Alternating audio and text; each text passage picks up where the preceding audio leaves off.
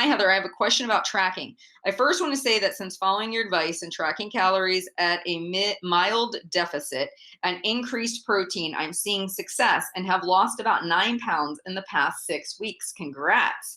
After 4 months of no weight loss, I was initially very resistant to track calories because I have heard several other voices in the health and fitness world suggest that calorie counting is unhealthy and unsustainable and or an unnatural way to interact with food. These voices often subscribe to the set point theory of weight as well.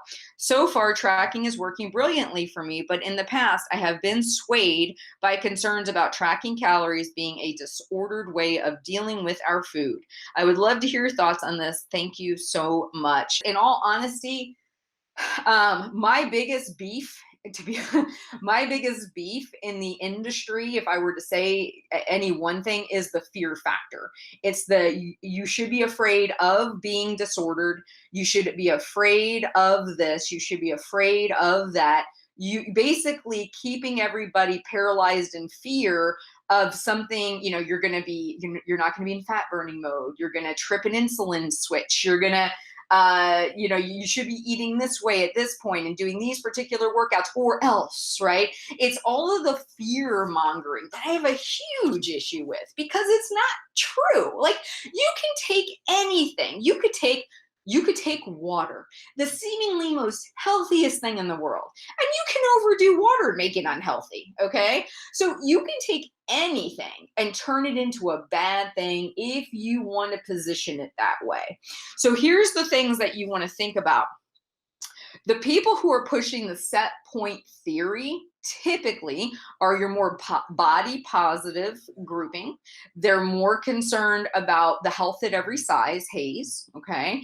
And they kind of have an agenda of wanting to push people away from dieting and more into what they're doing, because if we accept ourselves where we are and we're good with that, right? We buy more into that message and thus the products and thus the courses. And I get how that works. But the reality is this: if you want to lose body weight, you have to create a calorie deficit. Does that mean you must track calories for the rest of your life? No.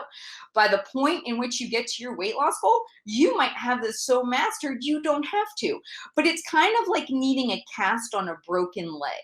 If you've got a broken leg, you don't just assume you don't need to have a cast and crutches. You assume you do, and you will willingly take it on because you know that's going to get you repaired, get you moving in the right direction. And at some point, you're going to cut off the cast because, believe it or not, you leave the cast on past the point at which you need it. It's unhealthy. It's actually going to cause deformity. It's going to cause weakness in your limb. It's going to work against you. So there might be a time where you need certain tools, but you don't need them forever. Or you flip it around and you say, you know what? I like my life the way it is better now. I find that I'm not as stressed about food because I just write down what I eat. I know I'm within a certain calorie range, and so thus I get to enjoy my food, maintain my body weight, and I'm good.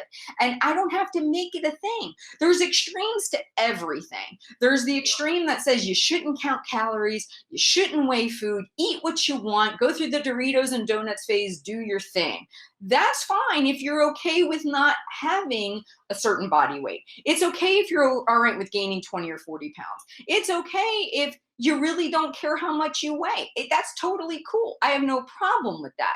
But if you do want to lose weight and you do choose to track calories, it doesn't mean you then also have to be the person at the all-you-can-eat buffet who takes their food scale and is weighing everything out and like freaking out about a few extra grams of this and a few extra grams of that. Those can both be extremely unhealthy on either end of the scale, okay, or on either end of the line. We need to come more to the center and start saying, what works for me? See, I've tried doing the whole, intuitive eating, and it creates more stress and anxiety for me than just to write down what I ate in a nap and call it a day. For me personally, I don't want to have to think about, am I too hungry? Am I not too hungry? Am I too full? Am I not too full? It's a lot of stress. I got a lot of other things going on. I just want to eat my meals, throw it down on paper. Yep, the numbers kind of match. We're moving on. Am I stressed about it? No. If I go over my calories, do I care? No. Am I pretty much moving in the right direction? Yes.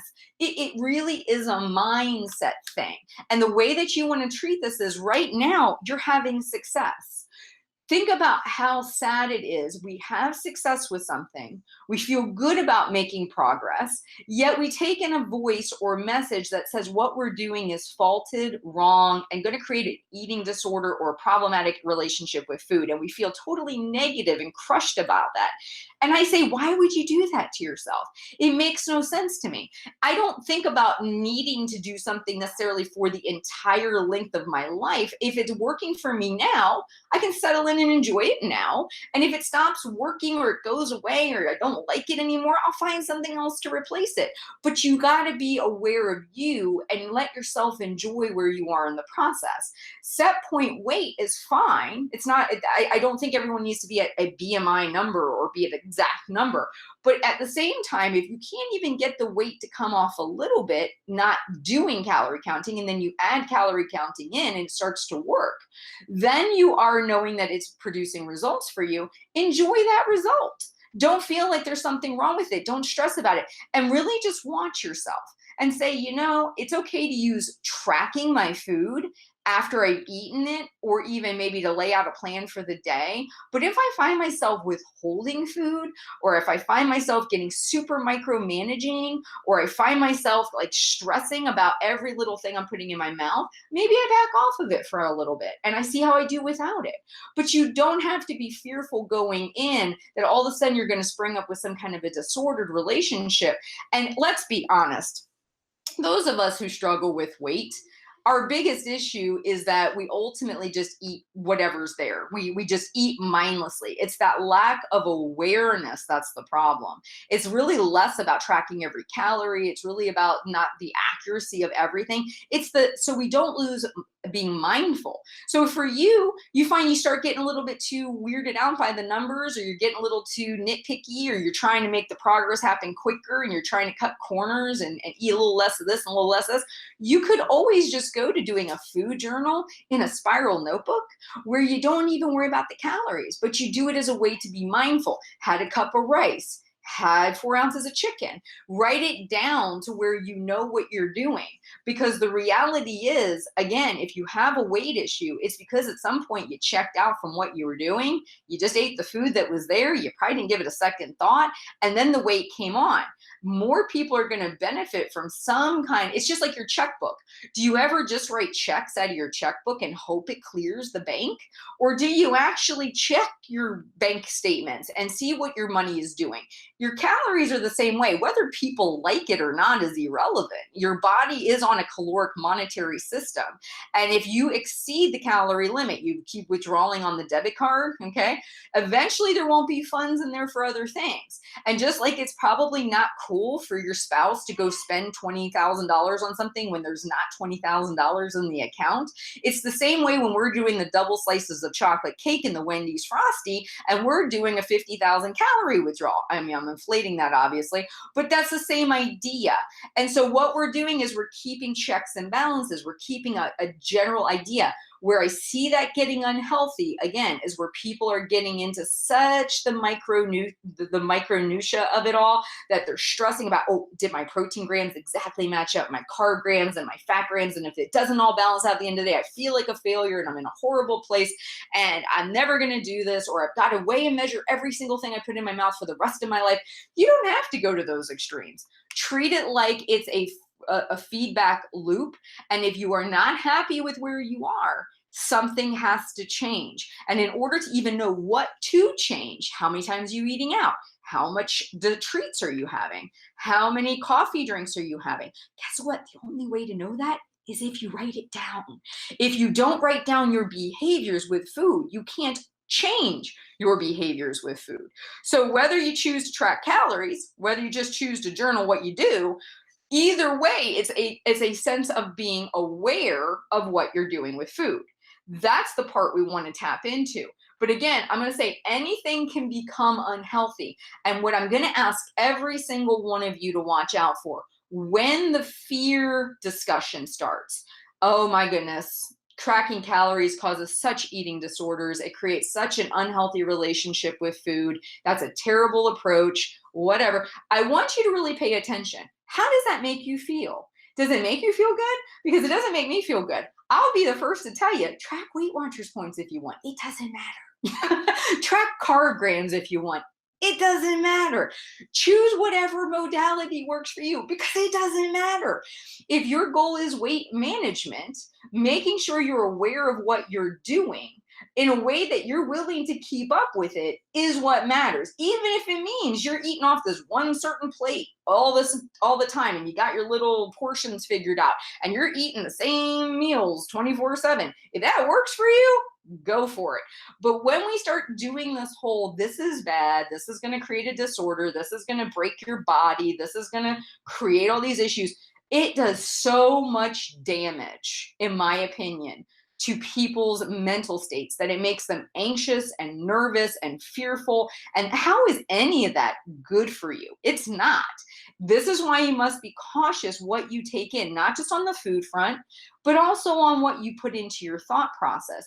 And if you do get exposed to those, like say that 98% of what these people are saying is really good and it helps you, then you have to have that special radar on your ear that when you hear fearful jargon coming out, you say, you know what, I don't necessarily need to hear this part, and I turn it off. Or I listen to it and I say, wow, that's a shame that we're having to travel down the road of using fear in order to push people to doing a certain thing, because that's really not a healthy maneuver. Fear sells, don't get me wrong. Fear and scarcity and all these different things, they sell. I get it. But at the end of the day, when you think about it, when you're always thinking that you're going to be broken, that there's going to be something that's disordered with you, that you're always needing to be fixed, how does that feel good? If there's a problem, let's try different things out, see what sticks for you. If it's producing positive results right now, why can't we enjoy the positive results right now and say, if this stops being effective, if I want to change, I'm going to give myself permission to do that as needed. But ultimately, right now, I'm going to enjoy how I feel. And this is good. I'm making positive changes. But unfortunately, again, I know it's not as sexy, so most people aren't going to want to tune into that. But that's the truth. The truth is, it doesn't have to be those wild, crazy extremes. It can be somewhere in the middle. Just like you're not writing that $20,000 check out of your checking account without checking your balance first. It's somewhere in the middle. It's not reckless abandon with money and just ringing up credit card debt and spending money you don't have. And it's not hoarding every single penny you ever make and shoving money under a mattress. It's somewhere in the middle. That's where we want to come. And the best thing I can do, recommend for every single one of you, take, what is it, Bruce Lee, something to the effect of, take what's useful, discard what's not, and make part of it uniquely yours. Translation, and I just butchered Bruce Lee, by the way, but translation is listen to what people have to say, take the things you think are valuable, segment it out, pretend you're like the strainer that's sand sifting through. You're pulling out the things that are valuable for you. You are discarding what is not, okay? And I always take, fear is one of the first things I chuck. If they start down the fear-mongering, I just chuck it. I get so tired of that on a personal note. So I chuck that. And then I bring uniquely what is mine. And that's kind of how I work through this whole process. I didn't even do Dave Ramsey the way Dave Ramsey was set up. I didn't do the beans and rice. I listened to what he had to say. I took what was good for me. I discarded some of the other. I wasn't doing beans and rice. I still was paying for my gym membership. I was still taking care of my body. I was not going to give up on my health goals. And I added what was uniquely mine, right? Like that's what I did. And guess what? I still paid off $180,000 in debt. I managed to do that over the course of 10 years. Was it on what Dave Ramsey would say to do? No. But you have to be willing to listen to what people have to say. Take what makes sense to you. Say, okay, but this is also what I want. And how can I meld these things together? How can I make this work? So maybe for you, the idea of you kind of using the food tracker as a way to become wildly curious about what you're doing, learning what behaviors need to be changed. And then if you find yourself traveling down a road that's seemingly unhealthy right now, you start getting a little too crazed with it and everything, you back off, you say, you know what, I'm just going to journal in a notebook for a while. I might break away from calorie counting for a while. And that way I don't allow myself to get into that rut.